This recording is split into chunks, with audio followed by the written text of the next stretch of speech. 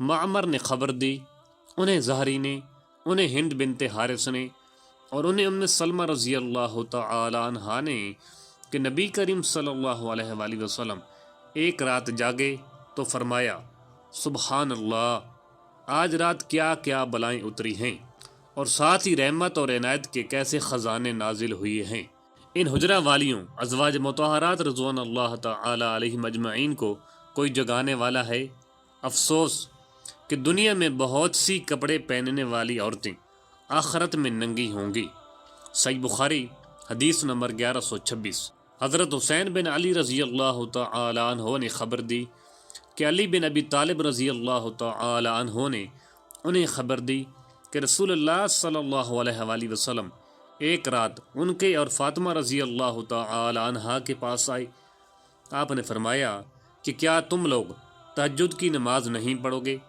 میں نے عرض کی کہ یا رسول اللہ صلی اللہ علیہ وآلہ وسلم، ہمارے روحیں خدا کے قبضہ میں ہیں، جب وہ چاہے گا ہمیں اٹھا دے گا۔ ہماری اس عرض پر آپ واپس تشریف لے گئے۔ آپ نے کوئی جواب نہیں دیا، لیکن واپس جاتے ہوئے میں نے سنا کہ آپ صلی اللہ علیہ وآلہ وسلم ران پر ہاتھ مار کر سورہ کہف کی یہ آیت پڑھ رہے تھے۔ ترجمہ: آدمی سب سے زیادہ جھگڑالو ہے۔ وَقَانَ الْإِنسَانُ أَكْثَرَ شَيْءٍ جَدَلًا۔ صحیح بخاری حدیث نمبر 1127۔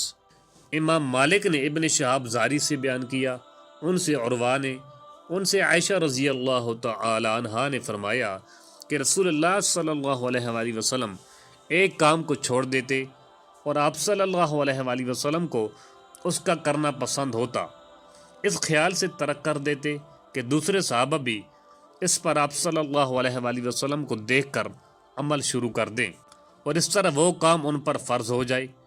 چنانچہ رسول اللہ صلی اللہ علیہ وآلہ وسلم نے چاشت کی نماز کبھی نہیں پڑھی، لیکن میں پڑھتی ہوں۔ صحیح بخاری حدیث نمبر 1128۔ عبداللہ بن یوسف تنیسی نے بیان کیا، انہوں نے کہا کہ ہمیں امام مالک رحمۃ اللہ علیہ نے خبر دی، انہیں ابن شہاب زہری نے، انہیں عروہ بن زبیر نے، انہیں ام المومنین حضرت عائشہ صدیقہ رضی اللہ تعالی عنہا نے کہ رسول اللہ صلی اللہ علیہ وآلہ وسلم نے ایک رات مسجد میں نماز پڑھی، صحابہ نے بھی آپ صلی اللہ علیہ وآلہ وسلم کے ساتھ یہ نماز پڑھی۔ دوسری رات بھی آپ صلی اللہ علیہ وآلہ وسلم نے یہ نماز پڑھی تو نمازیوں کی تعداد بہت بڑھ گئی۔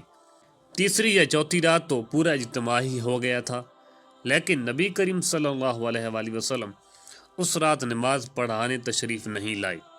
صبح کے وقت آپ صلی اللہ علیہ وآلہ وسلم نے فرمایا کہ تم لوگ جتنی بڑی تعداد میں جمع ہو گئے تھے میں نے اسے دیکھا، لیکن مجھے باہر آنے سے یہ خیال مانے رہا کہ کہیں تم پر یہ نماز فرض نہ ہو جائے۔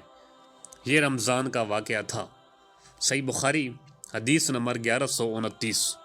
زیاد بن علاقہ نے بیان کیا کہ میں نے مغجرہ بن شعبہ رضی اللہ تعالی عنہ کو یہ کہتے سنا کہ نبی صلی اللہ علیہ وآلہ وسلم اتنی دیر تک کھڑے ہو کر نماز پڑھتے رہتے کہ آپ صلی اللہ علیہ وآلہ وسلم کے قدم، یا یہ کہا کہ پنڈلیوں پر ورم آ جاتا۔ جب آپ صلی اللہ علیہ وآلہ وسلم سے اس کے متعلق کچھ عرض کیا جاتا تو فرماتے کیا میں اللہ کا شکر گزار بندہ نہ بنوں؟ صحیح بخاری حدیث نمبر 1123۔